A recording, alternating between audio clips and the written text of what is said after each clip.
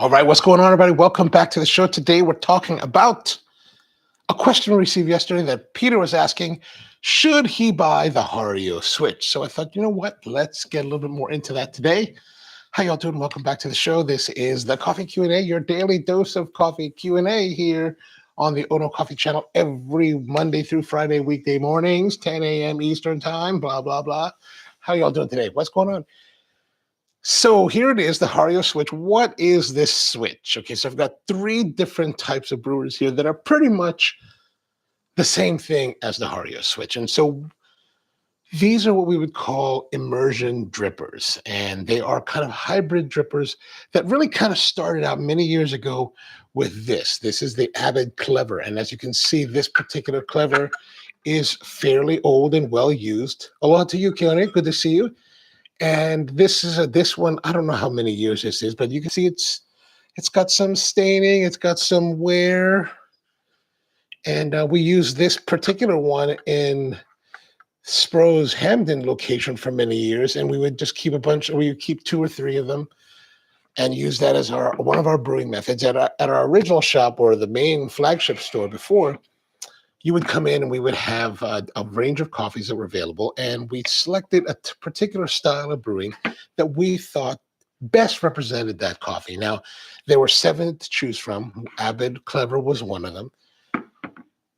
And you could come in and you could order coffee, and we would prepare it for you the way that we liked it, or you could specify any of the brew methods that we had available, and we would brew it that way as well. So you could compare the differences of the brew method impact on the actual finished coffee.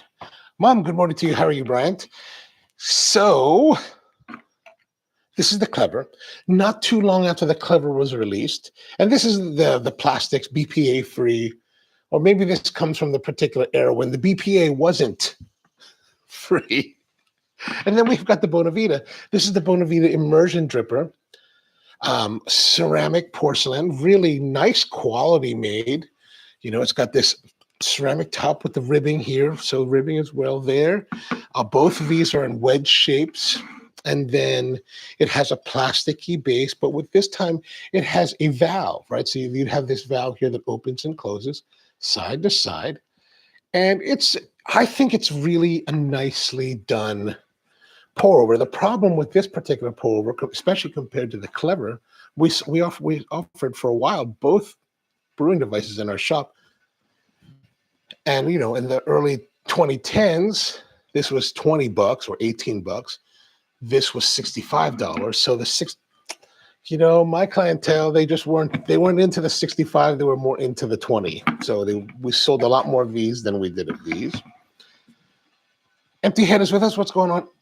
Is it immersion? Is it percolation? Or is it both? We're going to get into that, my friend. We're going to get into that. And then George says, this is now the rapid response channel.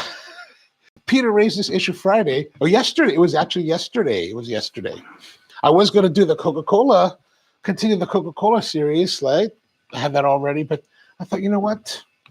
Peter asked a question yesterday. Let's get to it right away. So fast forward a while. And of course, now you're familiar with the Hario V60, which I didn't grab one, but here's the V60. And this is the box for the V60.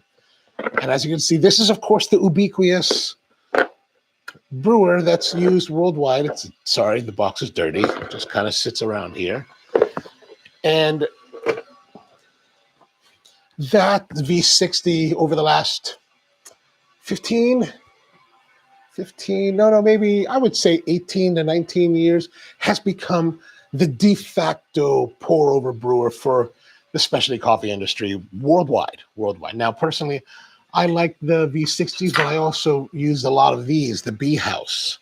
Right? And the B House is another type of pour over, also made in Japan, wedge shaped. You might be noticing a theme developing here, lots of wedge shaped brewers. But this is another great one. So this idea of immersion circulator or immersion percolators, pour overs, takes on the aspects of a pour over with aspects of the French press. So this is the Bodum Chambord French press, very classic, ubiquitous. This is like I think this is the de facto standard for French presses worldwide. Bodum makes a fabulous product. Not necessarily the cheapest priced out there, but I mean, it's high quality. You can get new replacement parts, replacement glass. Really well done. I love these Bodums, and we used to go through a lot of them. But so as you're familiar, you know, George says it ain't percolation to be TBS to be sure. Well, you know, it's interesting you say that, because I always think of percolating brews as the percolators, you know, the ones that bubble through the thing. However, I heard someone else talking about this, and they were talking about how like a pour over is percolation, and I was like, well, that sounds like weird terminology. Let me look that up. And so I looked it up, and actually, and now it's been a while since I actually looked it up, so I don't, and it wasn't so important to me, the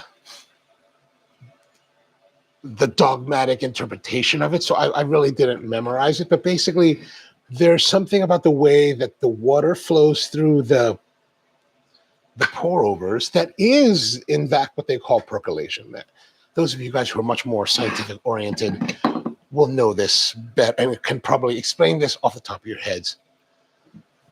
I, on the other hand, have to research and read and then commit to memory. And that was one thing that I did not commit to memory. Although I probably should, so that I can extemporaneously spout off random data about coffee so that it bolsters my position as, you know, someone that might know a little bit. You know, but, you know, in other words, but really, I'm more interested. Well, actually, it's probably a good thing to talk to when I'm out talking to girls. Be like, oh, yeah, you know, so this is percolation. And blah, blah, blah, blah, blah. So you'd be like, whoa, you're really kind of interesting. Okay, I will go to Google today. Let me turn down that water here. George says the bee dripper has different openings at the bottom for flow rate. Who are these people that are calling? We don't want. They know. You know, my friends aren't calling because they know not to call me between 10 to 11. That I say, don't call me. I will not answer your call. Peter's with us. What's going on, Peter? Peter, this show is for you. Down there in the land down under, because you're living in a land down under where the women flow and the men plunder. Or is it chunder? I don't remember. Anyway, George says percolation is a specific process. Just because initial pour of water over release doesn't make it percolate. I can't argue with you on this because I don't know enough about it. So, like I said last week, I don't know everything. There's many aspects of coffee that I am in the dark about. I'm as dark as Starbucks black coffee. Okay, so back to what we're saying. So these type of brewers incorporate kind of the best of both worlds, right? So people tend to like French press because it gives you a more robust or more developed flavor, right? Because of the constant immersion of the coffee, right? Because we're taking the coffee, we're adding water to it in here, we're letting it sit for about 3 to 4 minutes. And so the entirety of the water and the entirety of the coffee is in contact the entirety of the time. And then we pour it out. Now, perhaps some of the downsides of the French press brewing is that because of this mesh filter, right? This is the filtration method, right? So this filtration method, as you can see, is just this mesh, and then this is all kind of like all this other stuff, this springy thing here, and this crucifix here are just meant to hold it all, you know, give it rigidity, right? Give it rigidity, and then, you know, so as you're pumping it, right? As you're pumping it into the thing. As you're pumping it, it will, you know, it will maintain rigidity, right? Like you don't want, as you're pumping and stroking the piston here, you don't want to lose rigidity of the screen, right?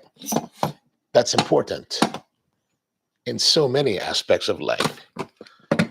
So, but the thing is that because it's so mesh, right, particulates can get through, right? Get through the mesh and escape into your beverage, which tends to leave some sediment. Minor sediments will gather at the bottom of the cup. And if you've drank French press coffee before, either you've been told or you've figured out through experimentation or just by sheer luck that you probably don't want to drink to the very last drop because there's typically minor sediments that fall out, gather at the bottom of the cup, and just give you a gritty, not so pleasant feeling on your palate, which kind of diminish for a lot of people. That will diminish the experience of the coffee. Peter says, "I'm beyond." Yes, sir. Yes, sir. We are happy to talk about your question, which is, should you buy this? Hopefully, this will help you determine whether you should buy this or not. Now, with the filter, right? You don't get that constant contact that you do with the French press because we're putting our coffee in here, as you already know, and we're pouring the water through it. And over 3.5 to 4 minutes, the water is slowly percolating through the coffee and into your cup. So while we're still getting exposure of the coffee to the water, we're also getting, pretty much the same TDS ratings, right? So we're getting the same kind of extraction, as long as presuming that everything is correct. What we're getting is a cleaner cup because we're using a filter that has finer filtration than the mesh. So you're not getting those minor sediments. They're being held back. So your coffee is cleaner, right? It's a more clear representation of the coffee. What you're also not getting that you get with the French press mesh allows not just the sediment to flow through, but it also allows the coffee oils, which can give a really nice experience. So, when we're brewing espresso, we pressurize the portafilter, and it pushes the water through the puck. And that pressurization creates crema, and the crema is basically the pressurization, the force of the pressurization forcing its way through and with the oils and creating foam. So you get the oils with espresso, you get the oils with this, you don't get the oils with this. Well, as long as you're not using a metal filter. But let's not talk about metal filters. Save that for another day. Just the basic way we brew. So those are the basic things that are pros, cons, and pluses and minuses of the pour over, whether it's any of these or the French press. George says, wow, apparently I'm wrong. The root meaning of percolation only refers to straining or filtering. Yeah, I think that's exactly what I was thinking when I first read it. I was like, oh, because I was going to be like, dude, James, what's up with this calling percolation? That's not percolation. That is pour over. And then I looked it up before I said something on his comments. And then I was like, oh, okay, that would not be the right thing. Because then James would probably text me back. He'd be like, dude, you're totally an idiot. You're right. Peter says, I have a habit of breaking my French press jugs. Yeah. So here's the thing, though. Speaking of French press, if you break your Bodum, you can buy the glass, right? The Bodum Chamboards. If you're buying, of course, these other brands, other generic, Chinese-made brands, it's hard. It becomes much more difficult to replace the glass. But if you buy the Bodum Chambord, or if you buy the Bodum French press, now this is the Chambord. There are other types of frames that they call different names. However, the glass is the same, right? If I took this glass that came with my Chambord and I put it into one of the other ones of similar size within the Bodum line, no problem. So we used to keep a lot of them, and gosh, I used to have a storeroom full of glass. It was kind of crazy. I still have too much glass in the storage place right now. but none of the ones in the sizes that I need, which is the 52-inch, the 52 ounce, and the 17 ounce. Oh, no. I have 17. I need 32 ounce because that's kind of the intermediate size that we would use. Because, is that right? We would use 12, 16, well, 12, 17. They have an 8, but the 8 is way too small for my purposes at the shop. So, but yeah, if you get back to that French, breaking your French press drugs, you can, if you're with the Chambord line, you can get replacement glass. Fairly simple. You just kind of got to call Bodum or maybe one of the dealers that may have them. And then George says that you and everybody else selling replacements is a wrap. But I mean, we would use ours, commercially, and so we would break it a lot. All right, so with these, and these are the three, right? These are the main three that I think are, well, this is the main three that I have. I don't know if it's really the main three that are popular. Certainly now, the Hario Switch is the darling of baristas and coffee enthusiasts around the world. And it makes sense because, it comes from Hario. It's based on the V60. It's very understandable, ubiquitous, and everything like that. And it's a fairly nice thing. I didn't buy one until last summer when I was in Tokyo, and I was at Tokyo Hands. This department store. It's kind of this craft focus, home goods focused department store in Japan that has a fairly large coffee brewing section. Like, you go there, it's kind of like Candyland. It's just like, oh, I just need to buy and buy and buy. And then you realize that, oh, I have bought so much now that I need to go to Don Quixote and buy a piece of cheap luggage, hard case luggage, so that I can fly my stuff back home.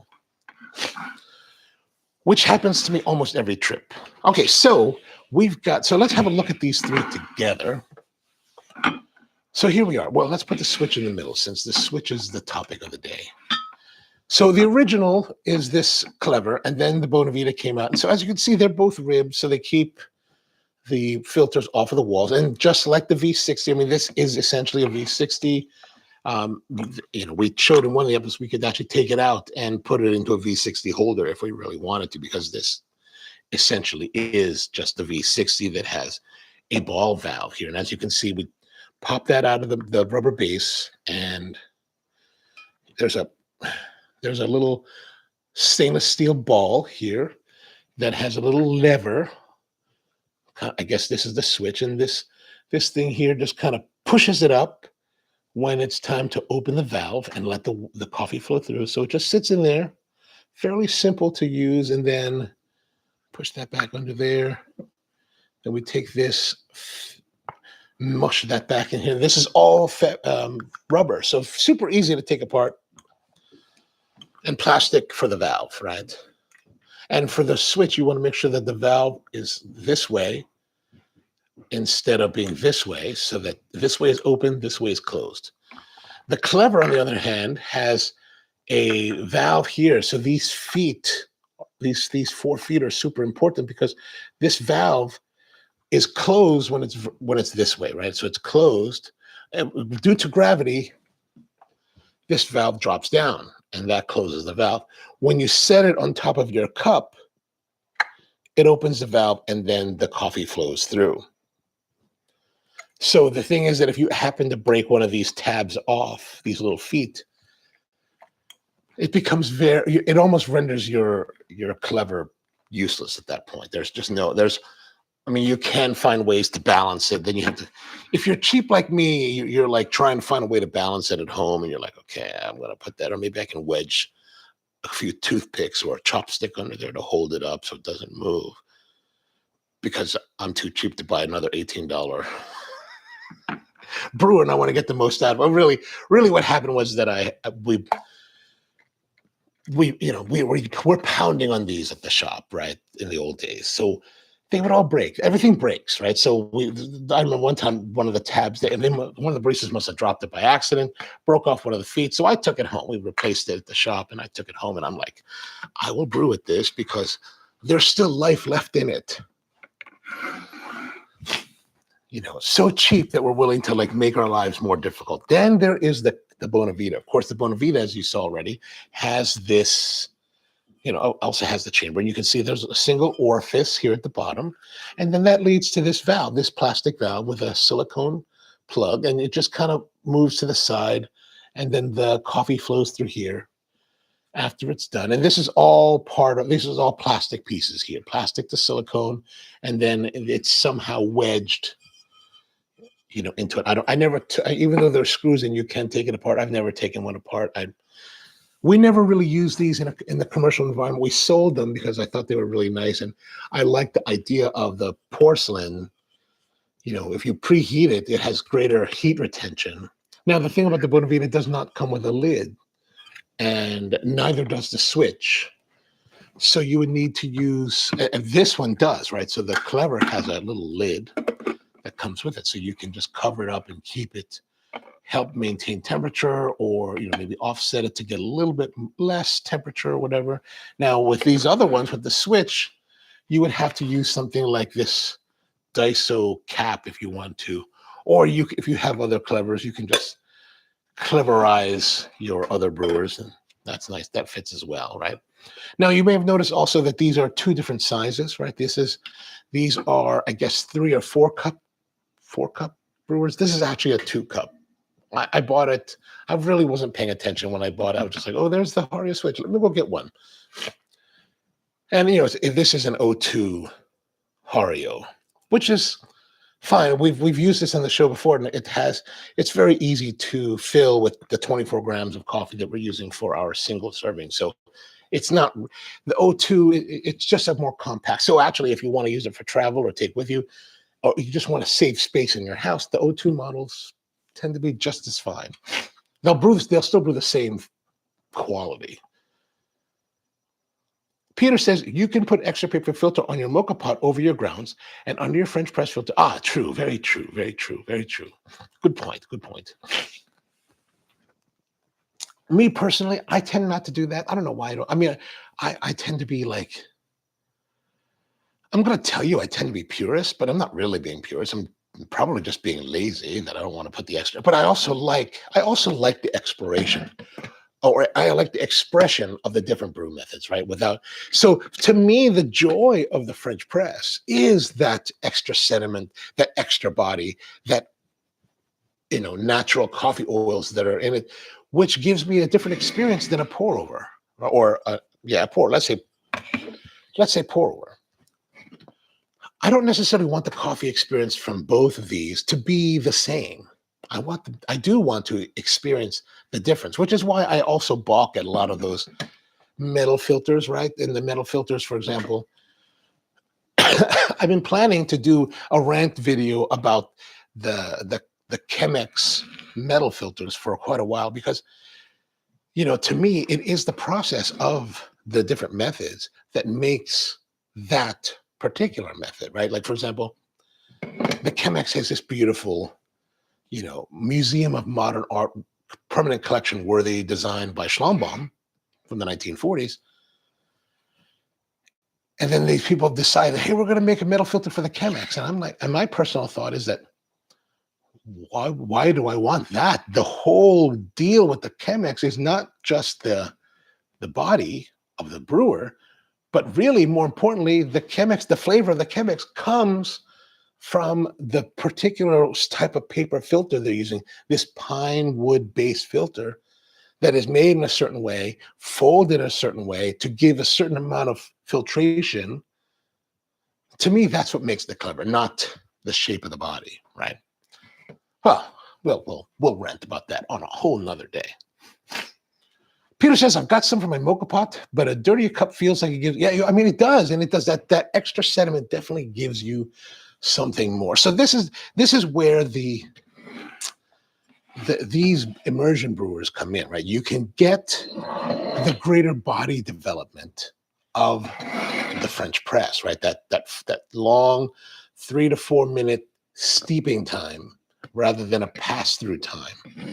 But instead of having to deal with the sediment and the coffee oils, which I think is a sad byproduct of this, that we don't have the coffee oils. But the sediment, getting rid of the sediment makes it for a more enjoyable experience, I think. So this allows us to immerse the coffee and the water together And then we open the valve, or perhaps I should be using this since our switch is the, when I open the valve, the coffee then flows through the filter. And the nice thing about this is that if you were to take the French press and brew it, right? You brew the French press and then you finish your brew, and then you're like, oh, I want to get rid of the sediment. Let me take a paper filter and put it into this pour over, and then pour your coffee through that, because you want to remove those sediments, and that's perfectly understandable. The thing is that you'll invariably, you may get halfway to 3/4 of the way through your brewing and it's flowed through very well. However, those minor sediments that are left over that are suspended in solution are now being picked out through here, but they're also, since they're really, really fine, they're also clogging the filter. So suddenly you go from really fast flowing filter to suddenly and you wait another 10 minutes for your coffee to filter through. So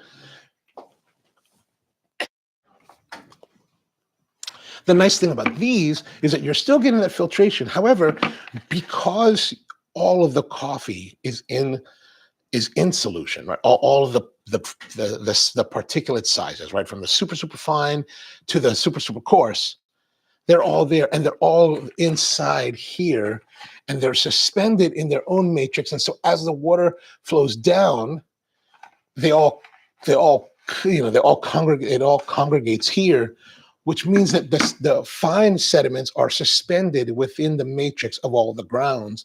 So you still get a good flow rate, so that you can, like what we do is we will time it out for 3 minutes, open the valve, and then you should be done within 30 to 45 seconds if everything's just right. I hope that makes sense. If it doesn't, let me know. Braxton's with us. What's up, Braxton? Immersion is coffee on easy. Absolutely. Like this particular clever. Actually, I pulled from the kitchen because this lives in my kitchen, right? Because this is what I use when I brew coffee for the most part, right? Especially if I'm making breakfast and I'm feeling the need for coffee. I'm not coming down here to brew up with all this pretty fancy gadgetry stuff, right? I'm going to get my water from the instant hot water thing that I have, and I'm going to fill it up, and then I'm going to put it into a kettle. Maybe I'll heat it up a little bit more to make sure that it's at the right temperature. And then I'm going to use this with a paper filter. I'm going to put the coffee in, especially if I'm making breakfast, if I make breakfast, let's say I'm making eggs and bacon or whatever and toast and all that, and I want coffee with it, I want to have it all together. I don't want to wait. I don't want to have to. And the last thing that I want to do, me personally, I don't want to be sitting there. My food is cooked. It's already plated. And now I have to do this? You must be kidding me. Heck no, I don't want to do that. I'm here to have coffee with my breakfast, right? Not have coffee with cold breakfast or either one hot. So what I can do with this, which is true with this is also, right? What I can do with these type of brewers is that I can, before I'll start, get the water ready, get it nice and hot and boiling, maybe leave it. I usually have a kettle, electric kettle, and I'll just kind of keep it toggled. I'll put the filter, put the coffee in, it's all ready to go. Water's hot. Stuff is measured, and I don't necessarily have to with this, I don't even have to worry about scaling it. I'm just going to fill it to the right level, be done with it, right? Maybe it's 10 milliliters off. I'm eating my breakfast. I don't really care. Honestly, I don't care if it's 10 milliliters off, right? What does that matter? I'm eating with food. I'm pairing it together. If I'm drinking it all by itself, yes, maybe I want that more technical detail, but forget it. Now, I'm cooking, and then I'm plating. Oh, so right before we start the plate, add the hot water, right? Add a little bit of hot water, 30 seconds, add the rest of it, and then drop the cover. Finish plating, and then put this on top of the cup. Finish plating, take it to the table. Everything goes to the table, done. Right? I'm into that. Easy mode, no problems, no muss, no fuss, nice coffee. And really, if I'm having breakfast, do I need to brew it to the nth degree? No. I just want to have a great cup of coffee with my breakfast, with my sausage, eggs, and rice. Yes, that is nice. Empty Head says, I dig the osmotic flow pour over. Oh, I don't think I played much with that. We'll have to play with more of that as we go along. And the coffee has to be at the proper temp. Absolutely, absolutely. And that's why I think by using this in certain applications, that's better than everything else. All right, so let's move on. Let's go to the switch, right? So we've already seen what the switch is, how it's built, and all that. So time to brew with it. Time to brew. Let's do a brew. Let's do a brew.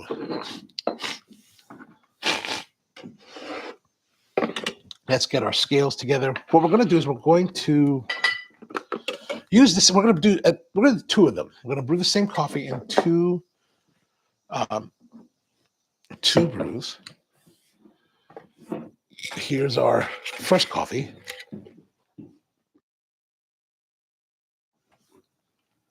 I've been sitting outside the last couple of nights. My cousin's has been in town, so we've been hanging out a lot. He just flew back to Hawaii this morning, and it's actually been kind of chilly these last couple of nights, like under 70 here. So it's been like, wow, kind of crazy. Okay, so we've got 24 grams, and we're going to get our grinder ready, which it's not ready. I got to plug it in.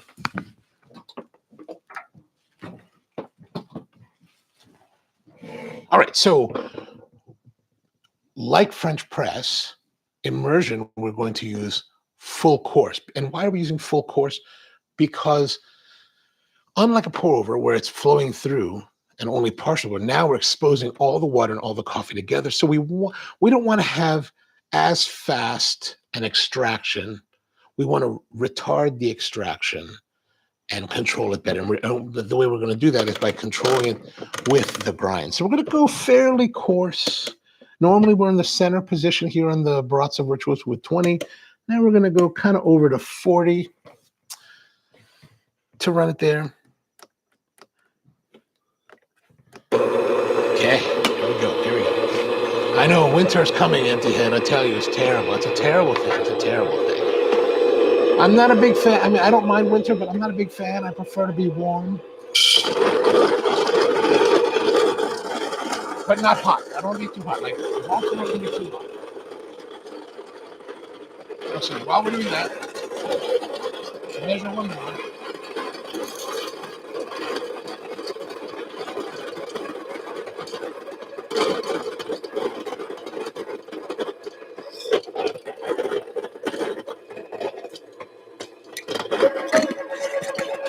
As you can see, there's some popcorn effect, so we want to stop it just for a moment, just to allow the grounds, the coffee beans, to fall into the conical burrs. Okay, good. Now let's take this. Now we're going to fold the filter over just to let it lay flat, right? So the first batch we're going to put in our Clever, the old school, the OG of immersion percolator, or immersion, whatever you call this, pour overs. Next one.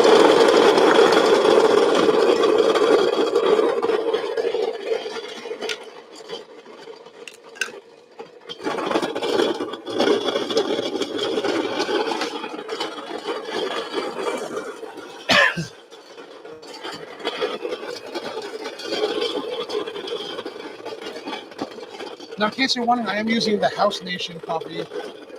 Don't mind the 1224. That really is not the right thing. Now we get a little more popcorn effect. Let's just make sure that we... Okay, good. Good, that's all done. Oh, so we need to get our mixture. So here's something. You want to make sure that with your switch, you push this up. The one thing about this, I don't know what, but the nice thing about this, you don't have to think about it, right? You just, if it's sitting there, it's closed. This one, you have to remember to close the valve. This one, you have to make sure that the valve is closed. Otherwise, disaster begins. Or otherwise, well, not disaster, but well, it's only disaster if it's sitting on your counter and you're not putting it in your cup. But if you, otherwise, it could just be, you're just brewing pour over. Now, we're going to take the same paper filter. These are the generic Melita number 4 filters that I like to use. And I figured we would use the same. Now, when you buy the Hario Switch, it does come in a box, or at least this box. This box. If you buy this box, it actually comes with some paper filters, right? So it comes with the V60 self filters, and you technically, I guess, you should use the V60 filters, or if you want to be pedantic about that. I don't care anyway. I mean, I'm just like, whatever, it's all the same. But for this, especially for this, we want to see, are there any advantages of the Switch over, let's say, the old Clever.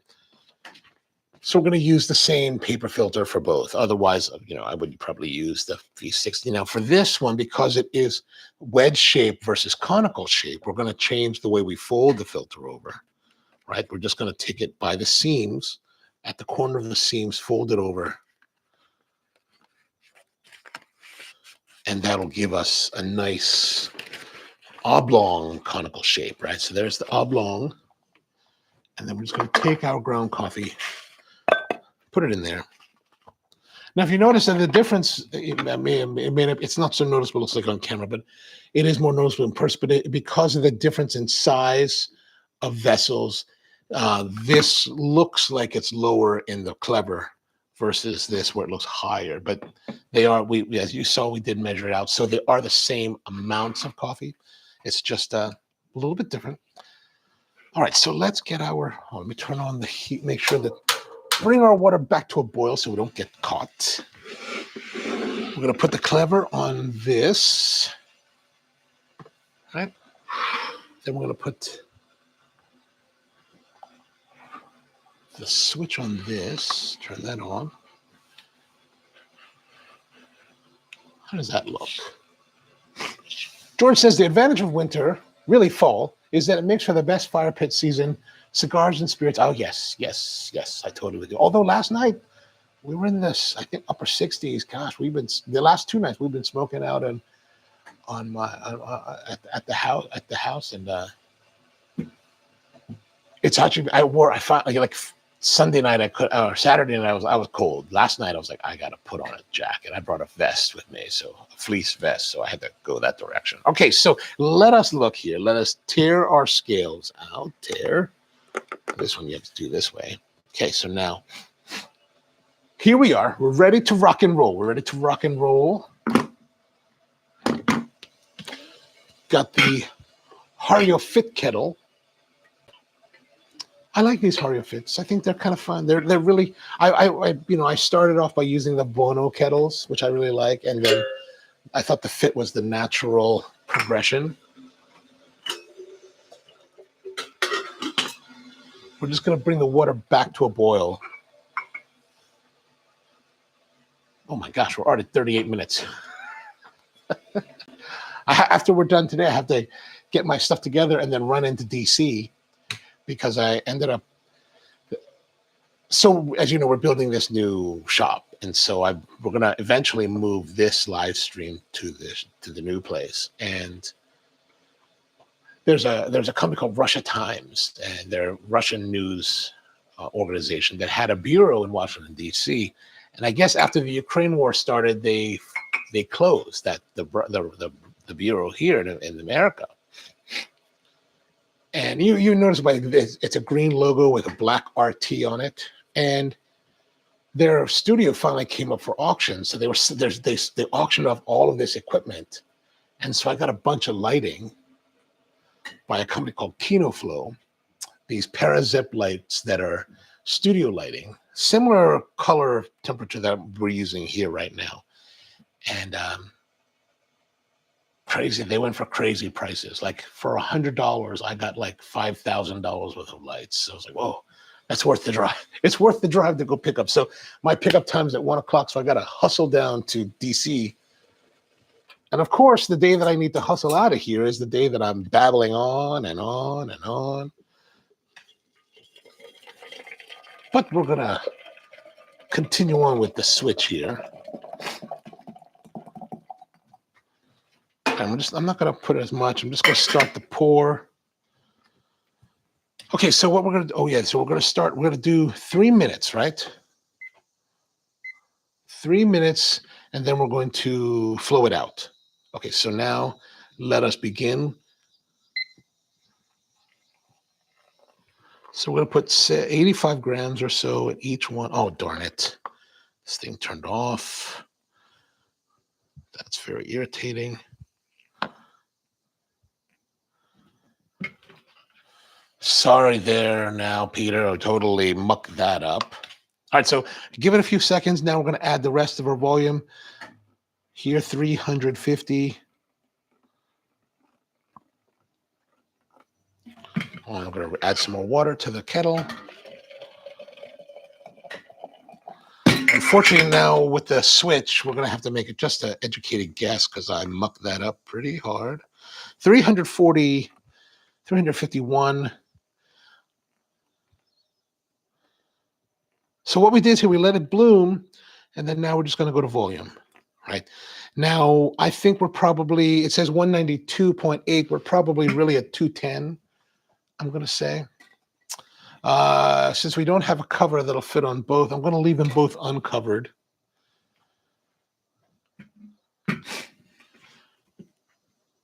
George says, good for you. Great score. Drop by the shop. You know, I might just be able to do that. I have to go.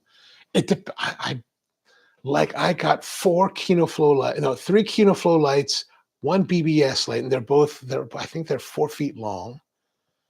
And then I got a 2 kilo Airy. I don't need a 2 kilo Airy, but you know what?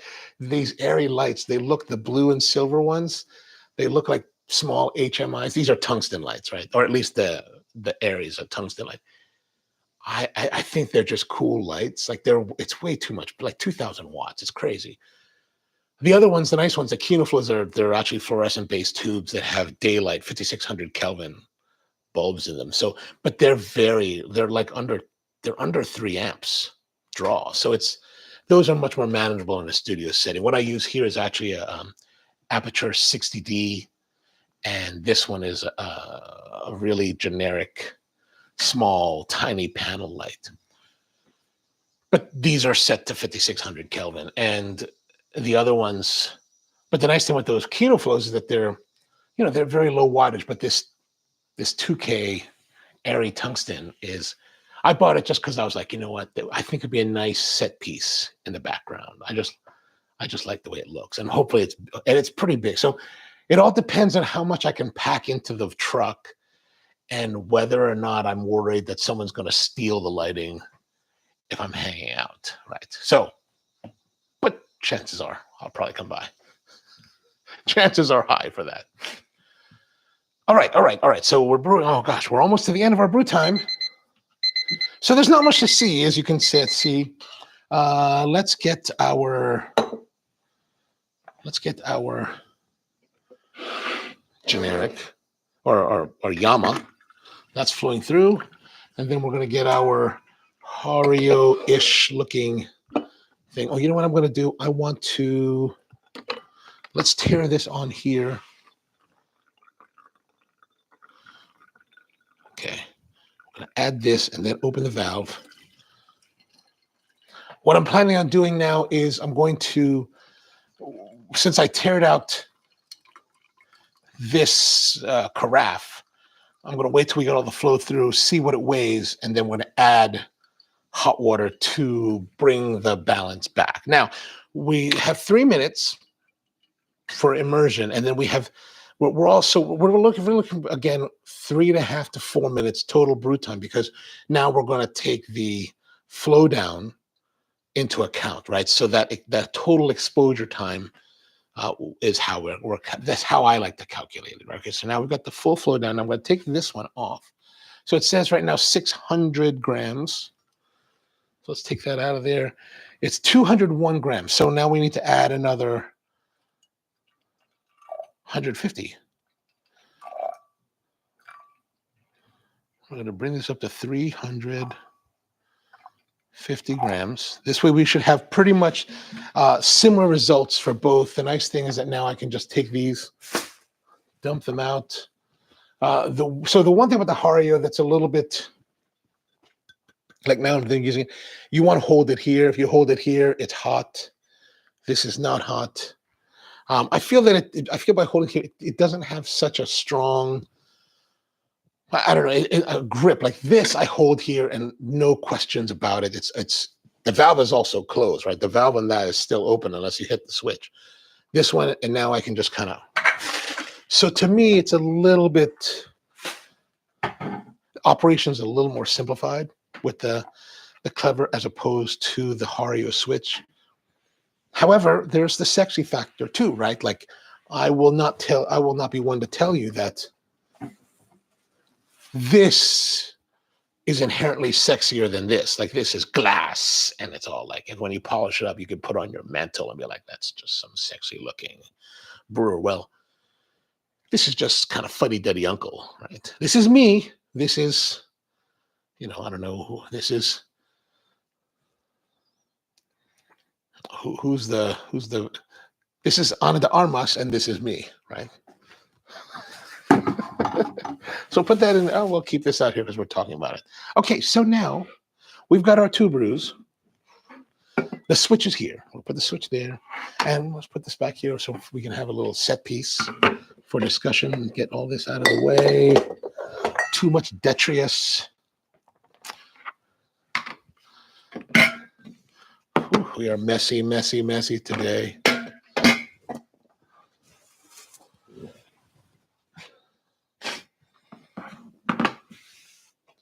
Yes, we do thank Ukraine.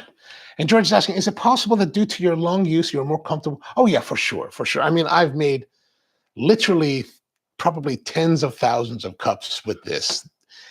And this, you've probably seen, if you've watched all of the coffee and the Q&A live streams, you've seen exactly how many times I've used it.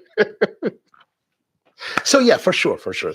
That's why it's always a matter, like I'm just used to, I know how to work with this. I know how to grab it. This one, it's like a new girlfriend. Do you grab her by the waist? Does she get upset with that? Like, will that work? You don't know. You have to figure that out. So this one, we have love handles, this one by the waist. Okay, so let's get our glassware.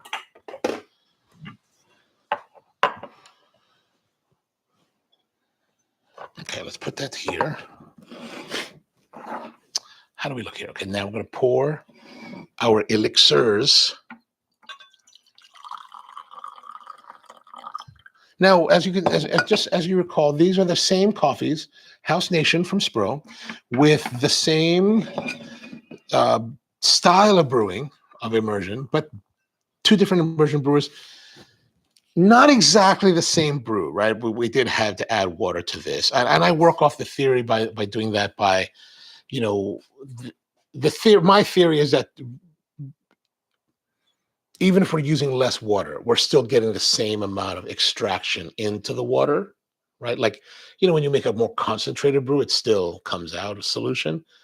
That by adding water to it after the fact, we're still balancing it out correctly. Now, that's one thing to keep in mind if you do end up getting the switch. This is the O2 version. Get the O3 version if you want to make larger. So this one, the O2 version only will hold about 200 grams of water with your coffee. So it does not have the capacity of this. That's why this is 2 cup and this is 4.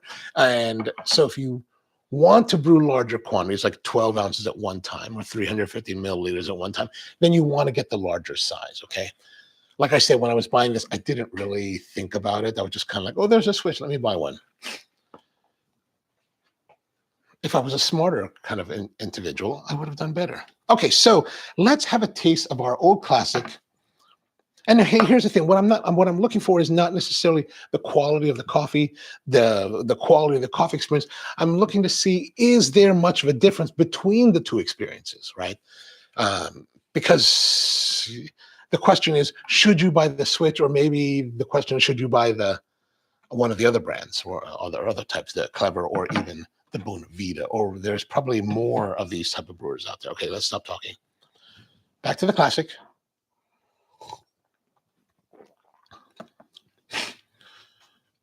This time a little more caramel, maybe not as much development. That coarseness of the grind definitely has produced a coffee that brewed differently than what we do this same coffee as a pour over. So if you want more development, you might want to play around. Like I went pretty fairly coarse on the Virtuoso. This might be an occasion where you're tasting like maybe I want to come back a little bit finer or than full course to maybe pull a little bit more, get a little bit more extraction. Something that you will have to try and see. Okay, so let's have the switch. Oh.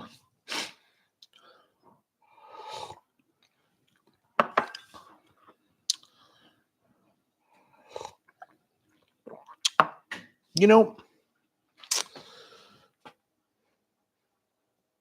I'm not really tasting that much of a difference. That said,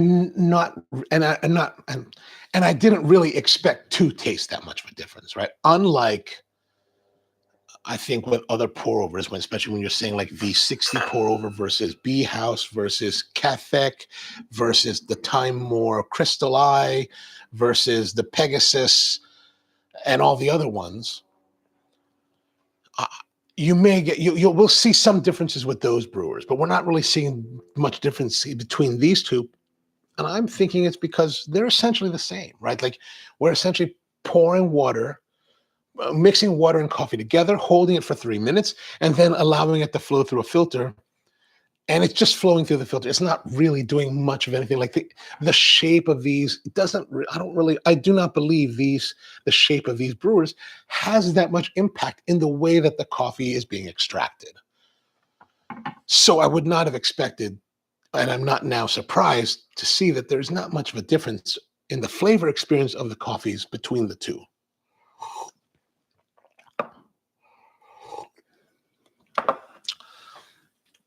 George says, that's what I thought. The Switch is a stranger. Yes, the Switch is like the new hotness. She makes me nervous. That's what it is. All right, so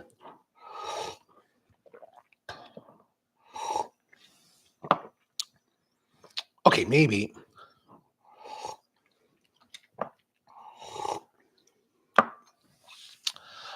there's slightly more, like I get a little bit more body, and I mean just like slightly more body out of the Switch version than the Clever version. Am I really? I'm pretty sure I'm perceiving that correctly.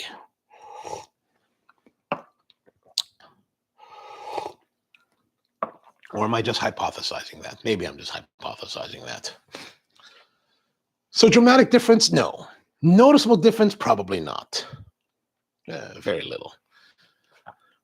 But I guess the question goes back, should you buy it? I think it's a nice piece. Like it's substantial, right? Let's look at this. If we look, okay, let me just tear out this scale. Let's take our Clever. Right, all plastic BPA. Now the new models are BPA free. This one has BPAs for free.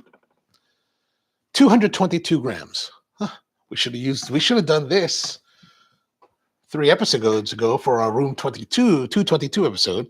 Now let's put the switch on here. I should let you see that it goes from 0 to that.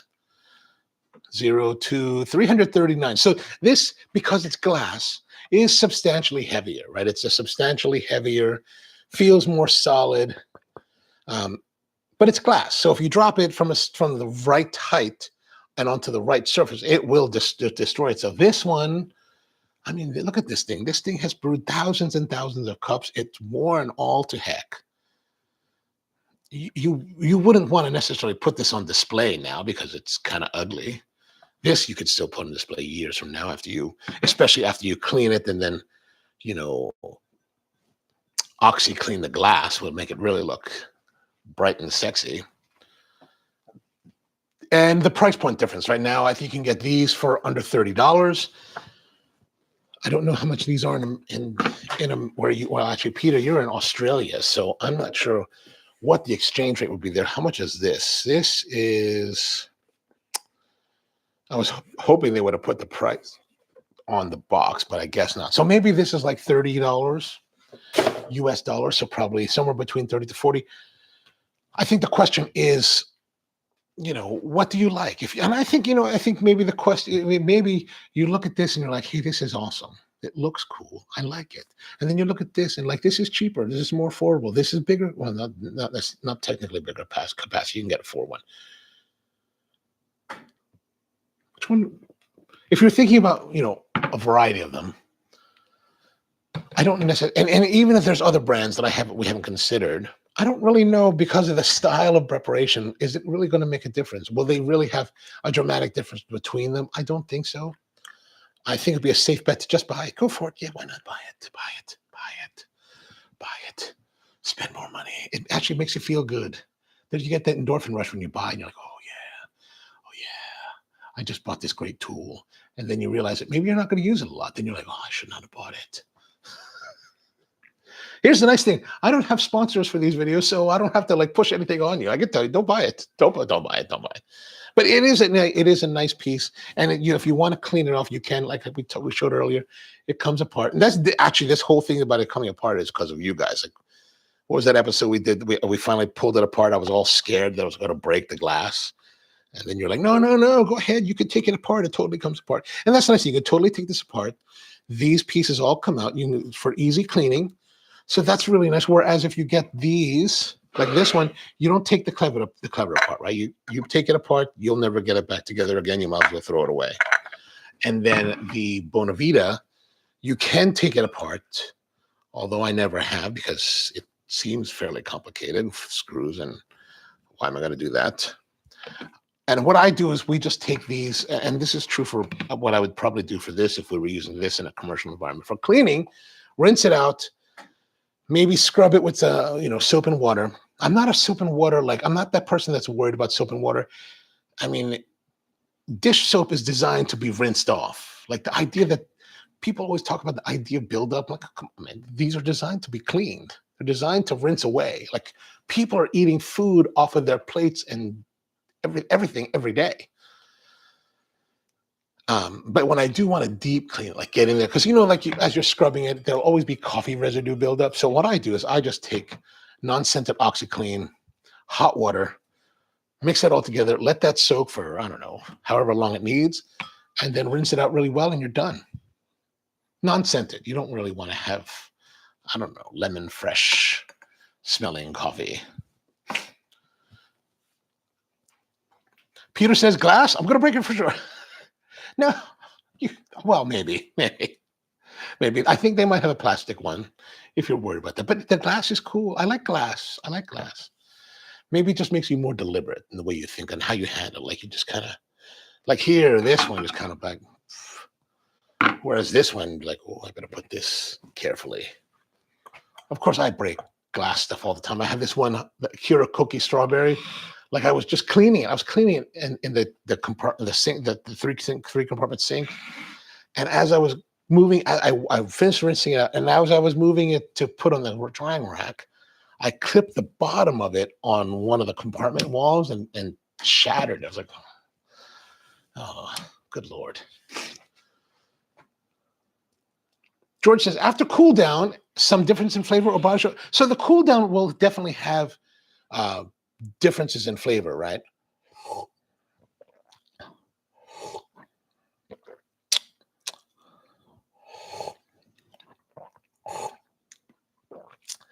Perhaps this is slightly brighter than this one. This is a switch. But really, the question is not necessarily whether or not there's a difference in flavor by the cooling, but is there a difference in the experience of the flavor experience between the two, right? Between the two brew methods. But there could be slight. I don't think so. I think when I say that there's slight differences, it might just be me trying to conjure up some difference for discussion. But no, not really, unfortunately, or fortunately.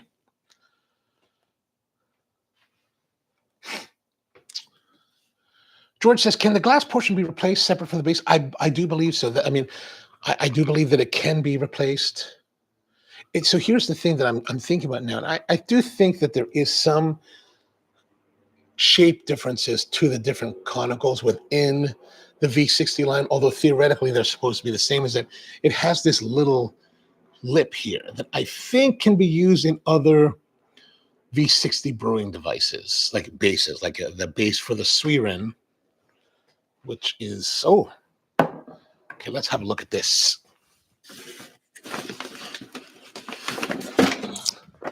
Here's the Swiren. Let me get this out of here. So let's see if the base of the Swiren, see, notice how there's this, oh, that just looks bigger already. So maybe it will not. Maybe, I mean, it's definitely bigger than that. Is it bigger than this? Yeah, that doesn't work either. So I was thinking that they could fit in the bases of the other products, but that is not the case. Not the case at all. I don't know what I'm talking about. Still one of my favorites. Like this is like the year of favorite brewers coming out, like the Swiren and the ODZ. Ooh, the ODZ. All right, let's put this back together before this rolls off of here and breaks. But I do believe you can buy replacement glass. You'd have to look at, we would have to look at Hario USA's website, or maybe Hario Japan's website.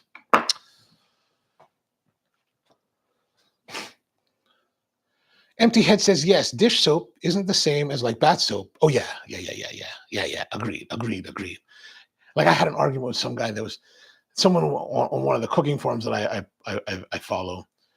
One person was like, oh, how do I clean my cast iron? I said, just clean it as you would normally. And then of course, you say something like that on those forums, and you get a whole litany of people that are like, you should never do that. Don't you know what's wrong with you? And I'm like, dude, I've been cooking for like 35 years. I always wash my cast iron and my carbon steel. I don't care. It's not going to do anything bad. Like you have to do serious stuff to your carbon and cast iron to like muck it up, right? Like you have to put it in a super hot oven for a long time to bake off the buildup, and then, or you have to put it through an electrolysis machine and like bake that off.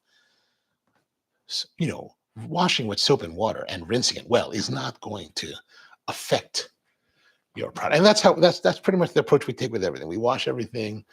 And with glass stuff, we want it to like really be clean and sparkly. We do use OxyClean, and I do use OxyClean, literally OxyClean. I buy them in big boxes from Costco, unscented. Always get unscented, right? Don't get lemony fresh or lavender or whatever you want, that you'd use for your laundry. Get the regular stuff, right? The unscented, and it's very affordable and lasts an incredible long time. This is what we use at the shops. We use OxyClean. We have a big box of OxyClean and espresso machines, everything. Everything gets clean with OxyClean. Empty Head says, dump some. That's what you should do. That's a great way. Fingers are burning. No problem. No problem.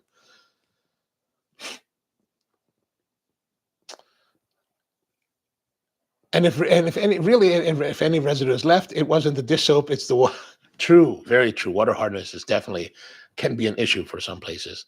Like I have my razor, like I use a double-edged razor, one of those like ones you replace the razor with, and it's starting to get like I have very hard water here at the house. That's why I use bottled water for all of this, engineered water for these things. And so now, after a few years of rinsing, the mechanism is feeling really gritty because I think there's a lot of mineral buildup from the water.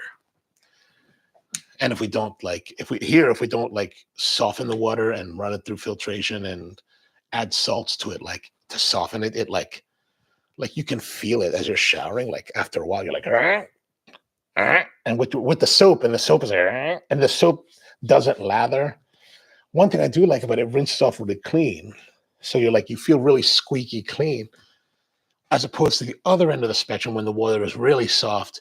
It's like you're showering with what's that soap, Dove. Like you can just never get. It feels like it never comes off. You're like, like you're wasting water and everything's going crazy. Anyway, I'm just talking too much. I should not talk. Wear the hazmat suit. I need to wear the hazmat suit when I'm working on the new countertop, because even with a respirator, it's like I feel like I can feel the particulates in my lungs at night. It's terrible. All right, well, I love the look of the ODZ, but I wouldn't. Yeah, that is something that I have to worry about. Yeah, I can't deny that. That is a concern. But you know what? Here's the thing. When I used to work for Robert's Hawaii in Hawaii, have a lot of tourists come, and I think I might have mentioned this on the live stream before. But basically, you see a lot of people, and they have their bags, right? Louis Vuitton, and everyone buys Louis Vuitton because they want to have that status symbol. They want to look, yeah, I got Louis. And then after a while, you see them. So many have them, but there's so many more babying them. They're like, oh, we must take care of my Louis. The ones that after a while you realize the ones that are true ballers are the guys with that they check in their Louis Vuitton luggage into the baggage claim. They put it in the cargo hold down below in the bus, and they don't care because you know what? Their Louis Vuitton bag is like tattered and torn and busted up and scuffed and looks like it's been around the world. And those are the people you're like, okay, those guys, they're the ballers. Not the guys with the holding their bags, but the guys that don't give a damn. They're just like, whatever. $10,000 bag, not a big deal. Not a big deal. That's how I went with my $80 bag. If I lose it, not terrible. Not terrible. All right. Well, that's going to be it for today. Thank you very much for tuning in. We're over an hour. Now I need to hustle to get to DC. I got a 1 o'clock pickup time. So thanks for tuning in. Appreciate you being here. Back again tomorrow. And hope you have. Oh, Peter, I hope this helps you to figure out, should you buy it? I think you should. Why not? What are you going to lose? It's glass, though. Get the plastic. I think there's a plastic version. If not, what does it matter? You're a baller. If you break it, just buy another one. Not a big deal. Peter says, yeah, I just changed my gear like filter. Exactly, dude, exactly. What is all this? It's no big deal. It's no big. You know what? Why do I need to clean this? I'll just buy a case of these and just use them and just toss them. Give them to your minions when you're finished. All right. So, as you might like to say, good day, and thanks for tuning in, and see you guys next time.